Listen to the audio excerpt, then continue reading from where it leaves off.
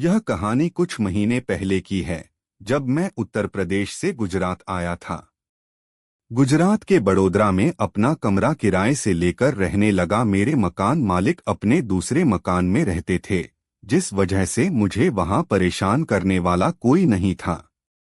लेकिन वहां भी एक परेशानी थी कि जब आपको किसी चीज की आदत लग जाए और ऊपर से तन्हाई हो तो मेरी क्या हालत होती होगी। तो चीज से आप समझ सकते हैं कि चीज से मैं क्या कहना चाहता हूं। मेरा बैंक में दिन तो बड़ी आसानी से निकल जाता था, लेकिन परेशानी होती थी रात को मुझे उत्तर प्रदेश के पुराने दिन याद आते और मैं तड़प कर रह जाता है। लेकिन कहते हैं ना कि जब किसी को मन से चाहो तो कभी कभी वो मिल ही जाता है। ये कहानी है आपके अपने सरस और सरस के सामने वाले फ्लैट में रहने वाली तीन लड़कियों की। सबसे पहले मैं आपका परिचय तीनों लड़कियों से करवा देता हूं। तीनों सगी बहनें हैं और एक से बढ़कर एक बला की खूबसूरत हैं। सबसे बड़ी का नाम रेवती पटेल, दूसरी रिंकी पटेल और सबसे छोटी प्राची पटेल है। सबसे पहले मैं आपका परिचय रेवती पटेल से करवाता हूं। रेवती 29 साल की लड़की है, जो काफी गोरी है और बड़ोदरा के एक निजी कॉलेज में प्रोफेसर है। वो बहुत ही खुले और सुलझे हुए विचारों की लड़की है। आपको बता दूं कि मेरी बालकनी से रेवती साफ दिखाई देती, जब भी वो किसी काम से अपनी बालकनी में आती या छत पर जाती। उसने भी मुझे कई बार अपनी छत और बालकनी से मुझे गौर किया था।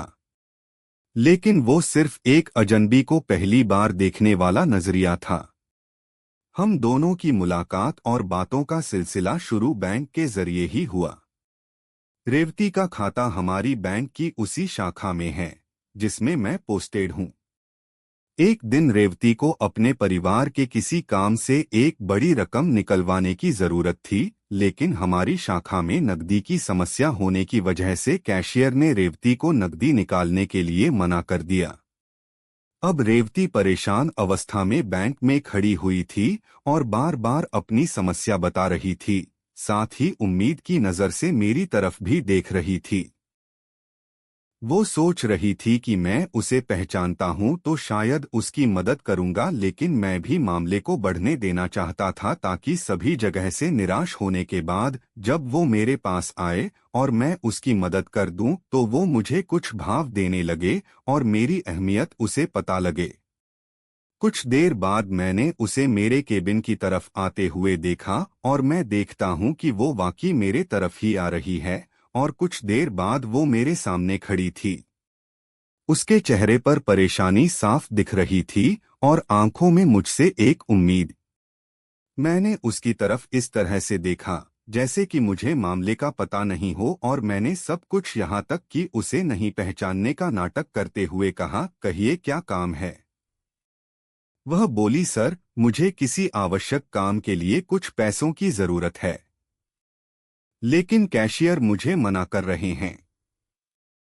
अगर आज पैसों की व्यवस्था नहीं हुई तो बहुत परेशानी हो जाएगी। मैं आपके सामने वाले फ्लैट में ही रहती हूँ। रेवती ने एक सांस में सब कुछ कह दिया और अपना चेक मेरे सामने रख दिया। मैंने रेवती की तरफ देखते हुए उसे बैठने के लिए कहा और पानी पीने के लिए दिया। पानी पीकर रेवती ने मुझे धन्यवाद दिया तथा वो दोबारा मुझसे अनुरोध करने लगी। मैंने मुस्कुराते हुए उन्हें शांत रहने को कहा और कैशियर को बुलाकर रकम केबिन में लाने के लिए कह दिया। थोड़ी देर में कैशियर ने पैसे लाकर रेवती को दे दिए। रेवती ने पैसे लेकर अपने हैंड बैग में रख लिए और मुझे धन्यवाद देकर अपने घर चाय पर आने का न्योता देकर चली गई। आज मैंने रेवती को बहुत करीब से अनुभव किया था। वह उसकी जवानी को निगाहों से होकर निकाला था। मैं मन ही मन उसे पाने की सोचने लगा। खैर, सारे काम निपटाकर मैं बैंक से घर आ गया और कुछ दिन ऐसे ही निकल गए। इस बीच एक दिन मेरी तबीयत थोड़ी खराब हो गई और मैं बैंक से जल्दी घर आ रहा था। मैं बस स्टॉप पर खड़ा था कि मेरे सामने एक कार आकर रुकी, जिसके काले शीशे चढ़े हुए थे। मैं उसे नजरअंदाज करते हुए पास में बनी बेंच पर बैठ गया। कुछ देर बाद कार का शीशा नीचे उतरा और एक खूबसूरत लड़की ने मुझे मेरे नाम से पुकार। मैंने देखा तो वो रेवती थी। रेवती ने मुझे अपनी कार में आने का इशारा किया तो मैं कार के पास जाकर खड़ा हो गया। रेवती ने कहा, कहाँ जा रहे हैं सरस? और इतने परेशान क्यों लग रहे हैं? आज बैंक नहीं गए क्या? मैंने रेवती को उत्तर देते हुए उससे पूछा, मेरी तबीयत थोड़ी खराब है, इस वजह से बैंक से जल्दी आ गया हूँ और बस का इंतजार कर रहा हूँ। लेकिन आप यहाँ कैसे? मैं अपने कॉलेज से आ रही हूँ। आइए मेरे साथ चलिए, मैं आपको छोड़ देती हूँ। मेरी तबीयत भी खराब थी, इसलिए मैंने धन्यवाद देते हुए रेवती का प्रस्ताव स्वीकार कर लिया। लगभग आधे घंटे का रास्ता था, लेकिन मैं अभी अपने आप को संभालने में व्यस्त था। थोड़ी दूर चलने के बाद मैंने रेवती से कार रोकने के लिए कहा और जैसे ही रेवती ने कार रोकी, मैंने कार से उतरकर बाहर की तरफ भागते हुए वोमिट कर दिया। रेवती मेरी हालत देखकर चौंक गई। उसने गाड़ी से पानी निकाला। मैंने अपने आप को ठीक किया और रेवती को एक बार फिर से धन्यवाद दिया तथा उनको हुई परेशानी के लिए माफी मांगी। रेवती ने मेरा हाथ पकड़कर मेरी तबीयत का मुआयना किया तो उसने पाया कि मुझे बुखार था। अब वो घर जाने की बजाय मुझे हॉस्पिटल ले जाने लगी, जिसके लिए मैंने मना किया, पर वो नहीं मानी। हॉस्पिटल से निकलकर रेवती मुझे सीधा अपने घर ले गई और कहने लगी, आप अकेले रहते हैं और आपकी देखभाल करने के लिए कोई भी नहीं है। बेहतर होगा आप तबीयत ठीक होने तक हमारे साथ रहें। रेवती के मम्मी पापा भी मुझे रुकने के लिए कहने लगे। शायद रेवती ने बैंक में मेरे द्वारा की गई मदद सबको बता रखी थी, तो सभी मेरी सेवा में लग गए। मुझे ये सब देखकर थोड़ा अजीब लग रहा था और मैं बार बार उन्हें कह रहा था कि मैं ठीक हूँ, थोड़ी देर सो लेने के बाद अच्छा फील करूँगा। रेवती ने मुझे दवाई लाकर दी, जिसे खाकर मुझे नींद आ गई। जब मेरी नींद खुली तो रात के 8 बज रहे थे। मैंने रेवती को बुलाकर उससे जाने की इजाजत मांगी तो उसने अपनी मम्मी को बता दिया कि सरस जाने की कह रहे हैं। रेवती की मम्मी ने कहा, आपकी तबीयत ठीक हो जाए तो आप चले जाना, अभी खाना खाकर आराम कर लीजिए। मैंने कहा, ठीक है। कुछ देर बाद रेवती खाना लेकर आ गई और मुझे अपने हाथों से खाना खिलाने लगी। ये एक बहुत ही अजीब सा एहसास था दोस्तों। उसके हाथ से खिलाया गया एक एक निवाला मुझे बीमारी से दूर और उसके करीब लाता जा रहा था। कभी कभी हम दोनों एक दूसरे की तरफ देखते और वो मुस्कुरा जाती। मैं उसकी आंखों में देखने लगा, जिनमें एक अजीब सा आकर्षण था, जो मुझे उसकी ओर खींच रहा था। खाना खाकर मैं बिस्तर में लेट गया और रेवती जूठे बर्तन लेकर चली गई। थोड़ी देर बाद मैं जब वॉशरूम जाने के लिए कमरे से बाहर निकला तो मैंने देखा कि रेवती अपने कमरे में अकेले बैठकर उसी थाली में खाना खा रही थी, जिसमें उसने मुझे खिलाया था। इस नज़ारे ने मुझे चौंका दिया और मैं अपने कमरे में वापस आ गया। बिस्तर पर लेटे लेटे रेवती के बारे में सोचते हुए कब मुझे नींद आ गई पता ही नहीं लगा। अगली सुबह जब मैं जगा तो अपने आप को स्वस्थ महसूस किया। जब मैं घर आने के लिए निकल रहा था तो रेवती बोली, सरस आज तो रविवार है, आपकी छुट्टी भी होगी, तो आप आराम से फ्रेश होकर खाना खाकर चले जाना। रेवती की मम्मी भी मुझसे रुकने के लिए कहने लगी, तो मैंने कहा कि मेरी वजह से आप पहले ही काफी परेशान हो चुके हैं। अब मैं आपकी वजह से स्वस्थ हूँ, तो मुझे इजाजत दीजिए। रेवती के पापा बोले, आपने उस दिन रेवती को पैसे दिलवाकर हमारी अनजाने में जो मदद की थी, उसके सामने ये सब कुछ भी नहीं है सरस जी। मैंने कहा, ऐसी कोई बात नहीं है, वो मेरे काम का एक हिस्सा था। अब रेवती के पापा और उसकी छोटी बहन भी मुझे रुकने के लिए कहने लगी। मैंने रेवती की तरफ देखा तो उसकी आंखों में मुझे रोकने के लिए एक अजीब सा अनुरोध था। मैं रेवती के अनुरोध को ठुकरा नहीं सका और मैं रुक गया। खाना बनने तक मैंने और रेवती के पापा ने ढेर सारी बातें की। दोपहर तक खाना बन गया और मैं खाना खाकर अपने फ्लैट में वापस आकर सो गया। शाम को रेवती मेरे फ्लैट पर आई और मेरी तबीयत के बारे में पूछने लगी। मैं ठीक हूँ कहते हुए उसके द्वारा किए गए फेवर के लिए मैंने उसे थैंक यू बोला। मुझे थैंक यू मत बोला करो सरस, मुझे अच्छा नहीं लगता, रेवती बोली। रेवती मेरे कमरे में अस्त व्यस्त पड़े सामान को जमाते हुए बोली, कितना गंदा रखते हो कमरे को, शादी कर लो तो इस परेशानी से निजात मिल जाएगी। मैंने रेवती की तरफ देखते हुए कहा, शादी करने के लिए कोई आपके जैसी खूबसूरत लड़की भी तो मिले। यह सुनकर रेवती तकिए के कवर को हाथ में लिए खड़ी की खड़ी रह गई और मुझे देखने लगी। निगाहों से उसके द्वारा मेरी तरफ फेंके गए सवालों के जाल को अपनी निगाहों के जवाब से सुलझाते हुए मैंने हामी भरी। रेवती मुस्कुराते हुए बोली, आपका और मेरा कोई मेल नहीं है, हम चाहें तो भी एक नहीं हो सकते। और वो अपने काम में लग गई। थोड़ी देर बाद उसने मुझे आवाज लगाई, सरस जरा इधर आओ। मैं रेवती के पास गया तो मुझसे बोली, ये खिड़की हमेशा खुली रखा करो। क्यों?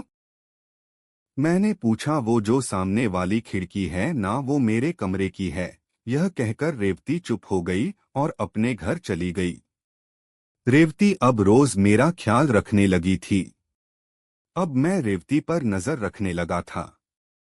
मैं चुपके से देखता था कि वो क्या कर रही है, कब बालकनी में आती है और कब छत पर जाती है। मैं उसकी खिड़की पर भी नजर रखने लगा था। रोज रात को अपनी खिड़की खोल कर रखती और मेरी खिड़की के खुलने का इंतजार करती। मैंने सोचा क्यों ना जो आग रेवती के सीने में जल रही है उसे थोड़ा और भड़कने दिया जाए। कुछ दिन मैंने खिड़की को खोला नहीं और रेवती को नजरअंदाज करना शुरू कर दिया। लेकिन मैं रेवती पर अपनी पूरी नजर बनाए हुए था। वो थोड़ा परेशान रहने लगी थी, लेकिन वो ये बात मुझे जाहिर नहीं होने देना चाहती थी। वो बहुत ही सुलझी हुई और समझदार लड़की थी। लेकिन कहते हैं न कि प्यार और दिल पर किसी का जोर नहीं चलता दोस्तों। रेवती अपने दिल के हाथों मजबूर होने लगी थी। एक दिन मेरी छुट्टी वाले दिन रेवती मेरे पास आई और मुझे अपने साथ घर ले गई। घर जाकर मैंने देखा कि रेवती के घर किसी पूजा का कार्यक्रम चल रहा था। रेवती की मम्मी ने मुझे बिठाया और पूजा में शामिल होने का अनुरोध किया। मैंने अपनी सहमति प्रदान कर दी। मैं एक जगह कुर्सी पर बैठा हुआ घर में चल रही तैयारियों को बड़े गौर से देख रहा था। पूरा घर अच्छे से सजाया गया था। इतने में रेवती तैयार होकर बाहर आई। रेवती ने नीले रंग के सूट और सफेद सलवार पहन रखी थी। मैं रेवती के बेहतरीन हुस्न को निहारने लगा और अपनी आंखें सेक रहा था कि रेवती ने मुझे आवाज लगाई, कहाँ खो गए सरस, क्या देख रहे हो? मैं सकपका गया और बोला, नहीं कुछ नहीं। मेरी तरफ देखकर रेवती हंस दी और अपनी माँ के पास चली गई। थोड़ी देर में रेवती अपनी माँ के साथ बाहर आई और कहने लगी, माँ मैं सरस को साथ ले जाती हूँ, मुझे सुविधा होगी। रेवती की माँ बोली, सरस को क्यों परेशान करती हो? उन्हें बैठने दो, तुम जाकर आओ। मैं उठकर उनके पास गया और पूछने लगा कि क्या बात है, कोई परेशानी हो तो बताइए। रेवती की माँ बोली, नहीं सरस, कुछ पूजा का सामान रह गया है, वहीं लाना है, यहीं पास से। रेवती तुम्हें ले जाने की कह रही है। मैंने कहा, हाँ तो कोई परेशानी नहीं है, मैं साथ चला जाऊंगा। रेवती की मम्मी बोली, ठीक है, लेकिन जल्दी आना। रेवती भागते हुए अपनी माँ को हाँ बोलकर अपनी गाड़ी की तरफ ऐसे भागी जैसे ये पल निकल गया तो शायद हमें दोबारा साथ अकेले जाने का अवसर नहीं मिलेगा। वो झट से गाड़ी को स्टार्ट करते हुए मुझे अंदर आने का इशारा करने लगी। मैं गाड़ी के अंदर आ गया, लेकिन मेरी निगाहें अभी भी रेवती पर थीं। वो आज इतनी खूबसूरत लग रही थी कि मन कर रहा था कि उसे पकड़कर उसके पके हुए आम तब तक चूसता रहूं जब तक कि उनका पूरा रस खत्म नहीं हो जाए। मेरी निगाहों को रेवती समझ रही थी। वो हंसते हुए मुझसे बोली, ऐसे क्या देख रहे हो मुझे आज? रेवती के मुंह से ऐसा सुनकर मैं झेंप गया और कार की खिड़की से बाहर देखने लगा। यह देखकर रेवती मुस्कुराने लगी। थोड़ी देर बाद रेवती बोली, बुरा मान गए क्या सरस? मैंने कहा, नहीं, बुरा मानने वाली कोई बात नहीं थी। लेकिन आज आप इतनी खूबसूरत लग रही हैं कि एक पुरुष वाली जो भावनाएं एक खूबसूरत लड़की को देखकर जागृत होती हैं, न वही बस दिल में सर उठाने लगीं। मुझे माफ कर दीजिए, मुझे आपको इस तरह नहीं देखना चाहिए था। अचानक गाड़ी के ब्रेक लगे और मैं चौंक कर रेवती की तरफ देखने लगा। रेवती के चेहरे पर हल्की सी मुस्कान थी और मेरी तरफ गंभीर मुद्रा में देखते हुए रेवती बोली, माफी क्यों मांगते हो सरस? मुझे भी तुम अच्छे लगते हो और मैं भी तुम्हें चाहती हूँ। जो भावनाएं एक पुरुष के मन में एक खूबसूरत महिला को देखकर उत्पन्न होती हैं, कुछ उसी तरह की भावनाएं एक लड़की के दिल में भी उत्पन्न होती हैं।